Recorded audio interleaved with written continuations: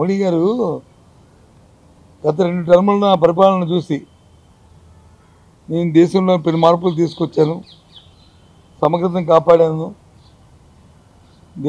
దేశం తన ఆర్థిక పరిస్థితి మెరుగుపరిచాను. కాబట్టి అది చూసి నాకు ఓటీమని అడిగాడు మోడీ. మళ్ళీ ఆ నెంబర్లు ఈ నెంబర్లు అలా దీవులు ఈ దీవులు ఈ మైనారిటీలు లేకపోతే హిందువులు లేకపోతే రామ్ టెంపుల్ లేకపోతే ఇంకో సీతమ్మ వారి భూమి వీటి గురించి మాట్లాడుతున్నారు. కానీ మేము ఏం మాట్లాడలే కదా, మేం మాట్లాడలేదు. 5 సంవత్సరాలు మా పరిపాలన చూసి జరుగుతున్నవన్నీ కూడా మేము కొనసాగిస్తాం, వాటిని ఇంకా బాగా ఇంప్రూవ్ చేస్తాం. చూసి మాకు ఓటు ఇవ్వండి, మీ ఇంట్లో మంచి జరిగితేనే మాకు ఓటు ఇవ్వండి. ఫినిష్. ఇటువంటిది ఎవరైనా అడిగారు చెప్పండి? ఇంకా అడుగుతారు ఎప్పుడు తెలిసే నుంచి వచ్చే ఎన్నికల్లో ఈ ట్రెండ్ వస్తుంది. ఈయన ట్రెండ్ సెట్ చేస్తారు. ఇక జగన్మోహన్ రెడ్డి అనే వ్యక్తి ఒక యూనిక్గా ఒక సిస్టమ్ డెవలప్ చేశాడు రాష్ట్ర రాజకీయాలకి, దేశ రాజకీయాలకి. ఎవరైనా సరే ఒకసారి ముఖ్యమంత్రి చేస్తే, లేదు ఇంతకుముందు ముఖ్యమంత్రి చేసిన వాళ్ళు అయితే, నేను చేసిన పరిపాలన చూసి, నేను ఉన్న పరిపాలన చూసి, లేదు ఆ పరిపాలన నేను తప్పు జరిగింది, నేను నా మనసు మార్చుకున్నాను. నేను చూసా చంద్రబాబు ఒకసారి చెప్పి మళ్ళీ తీర్చేసాడు. ఒకసారి రైట్ లైన్లోకి వచ్చాడు. ఏమని, నేను నా తప్పులు నేను తెలుసుకున్నాను, నేను సర్దిద్దుకుంటాను, నాకు ఒక అవసరం ఉంటే ప్రజలు నమ్మి తిరిగి మళ్ళీ అగైన్ బ్యాక్ టు హోమ్. మళ్ళీ చీటింగ్ అయిపోయింది. రుణమాఫీ, ఈ మాఫీ, ఆ మాఫీ అన్ని మాటలు ఇచ్చి మోసం చేశాడు. దాంతో కేడిపెట్టిపోయింది.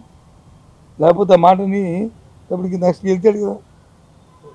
నేను మారిపోయానంటే ప్రజలు నమ్మేశారు కదా. కానీ మళ్ళీ తీర్చేసాడు. తీర్చేయగానే మళ్ళీ పోయింది. ఇప్పుడు జగన్మోహన్ రెడ్డి అదే మాట చెప్పాడు. కాబట్టి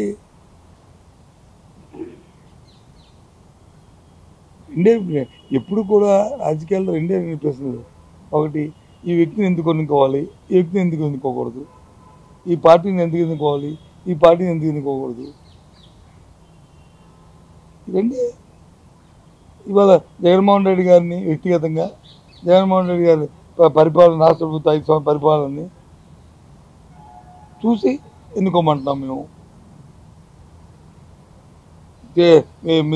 ఈ చేస్తున్న సంక్షేమం కానీ, లేదు చేస్తున్న రిఫార్మ్స్ కానీ, రిఫార్మ్స్ మామూలు రిఫార్మ్స్ కాదు, ఇది రెవల్యూషనరీ రిఫార్మ్స్. విద్యలోను వైద్యులను అయితే దేశంలో ఎక్కడ చేయట్లేదు ఈ రిఫార్మ్స్. గవర్నమెంట్ అందరూ ఏది సంక్షేమం అని వెల్ఫేర్ కింద పోయి వెల్ఫేర్ ఉండడం ఏమైంది? పర్సనల్గా మన పేయింగ్ కెపాసిటీ పెరిగింది, మన దాని నుంచి వచ్చి వారి తాలూకా తలస ఆదాయం పెరిగింది, తద్వారా జీడిపి పెరిగింది. ఇవన్నీ వచ్చాయి. గ్రామాల్లోకి వెళ్తే, నేను గ్రామాల్లో తిరిగాను కదా సార్, అది మీరే నేను చెప్పాలంటే, నువ్వు ఉద్యోగం చేసుకున్నాక మీ అందరూ ఉద్యోగం చేసుకున్నాక మీ ఊర్లోకి మీరు వెళ్ళి, నీకు మా ఊరికి 30,000, 40,000, 50,000 రూపాయలు చేస్తారు కదా మీకు మీరు వెళ్ళి కిరాణా కొట్టుకో, లేకపోతే కాఫీ షాప్కో, మీ ఊళ్ళో ఉన్న కాఫీ షాప్, టిఫిన్ కొట్లు అంటాం, టీ కొట్లు అంటాం, వెళ్ళి అప్పు అడిగండి ఇస్తాడు చూస్తాను. అదే ఓ ఫంక్షన్ వెళ్ళి పెన్షన్ తీసుకుంటే 3,000 రూపాయలు ఆడు ఇల్లు అడగమని ఇస్తే వెంటనే కూర్చోబెట్టి పిలిచి ఇచ్చి ఆడి ఖాతాలు రాస్తాడు. ఎందుకు ఓడతానికి టెన్షన్ వస్తుంది కాబట్టి. అది వాళ్ళ ఊర్లో ఉన్న గౌరవం. వృద్ధుడికి కానీ, వికలాంగుడికి కానీ, మహిళకి కానీ, వితంతువుకి కానీ అందరికీ ఇందుకు టైం బౌండ్గా అలాగే వస్తుందని నమ్మకంతో వాళ్ళతో, దాంతో వాళ్ళ విలువ ఎంత పెరిగింది గ్రామాల్లో, ఆ కుటుంబంలో కానీ. మరి నువ్వు 50,000 అప్పుడు 10 రూపాయలు టిఫిన్ కొట్టుకి ఇవ్వడం మానేస్తావా? అయినా ఆడికి బిలీవ్ చేయడు. ఈ జత వస్తాడు ఎవడా తాలూకా ఆ ఛానల్ ఎండి ఇస్తాడు, ఎప్పుడు జీతాలు వాళ్ళు హెచ్ఓడి ఇస్తాడు, ఎప్పుడు ఇస్తాడు, ఎప్పుడు ఇస్తాడు, ఎప్పుడు వస్తుందో. కానీ ఇది మాత్రం 1వ తారీఖు వచ్చేస్తుంది. నాకు 1వ తారీఖు మధ్యాహ్నం 12 గంటలకల్లా నా డబ్బులు వచ్చేస్తే నమ్మకం. అది గ్రేట్ చేశారు, అది గ్రేట్. ఇంతేకాకుండా ఇవాళ ఇండియాలో, దేశంలో ఏదైనా ఒక విషయాన్ని క్షేత్రస్థాయికి తీసుకెళ్ళాలని ఆంధ్రప్రదేశ్లో వెళ్తున్నంత డెలివరీ సిస్టమ్ ఇండియాలో ఎక్కడ లేదు.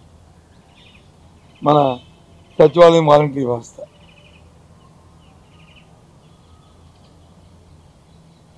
ఇలాంటి వ్యవస్థ ఎక్కడ లేదు దేశంలో. నీకు ఏ వెరిఫికేషన్ కావాలన్నా, ఏ కార్యక్రమం కావాలన్నా, లేదు ఏదో ప్రజలు తెలివి చెప్పాలన్నా, లేదు ప్రజల దగ్గర వచ్చి ఏదైనా వాళ్ళతో చేయించాలన్నా ఇంత వ్యవస్థ అక్కడ ఉంది. ఉదాహరణ మనం అది చూసాం కదా, ఇది కరోనా వచ్చినప్పుడు, మన ఆరోగ్య సురక్ష జరిగినప్పుడు అంత పెద్ద ఎత్తున జరిగింది. ఏ రకంగా ఇప్పుడు మన దగ్గర మొత్తం గ్రామాల్లో అందరి తాలూకా ప్రొఫైల్, మెడికల్ ప్రొఫైల్ మన దగ్గర ఉంది. ఎవరికి ఏ జబ్బు ఉందో, జ్వరం ఉందా, బీపీ ఉందా, షుగర్ ఉందా అని ఎప్పుడైనా అలాంటి డేటాను కలెక్ట్ చేయగలిగామా? ఆ డేటాను బట్టి మందులు ఇచ్చారా? ఇవాళ ఆంధ్ర రాష్ట్రం ఇస్తున్నాం. ఇది యూనిక్, ఇది కొత్త సిస్టమ్, కొత్తదనం. ఇది ప్రజలు కోరుకుంటారు. ప్రజలకు ఏం కావాలి? ప్రజలు ఎప్పుడు ఏం కోరుకుంటారంటే, అదే నా పరిస్థితులు బాగలేవు, ప్రభుత్వం నాకు తోడ్పాటు ఉండాలా అని కోరుకున్నప్పుడు ప్రభుత్వం వచ్చి అడిగే చూడాలి. అది ప్రభుత్వం తనకు బాధ్యత.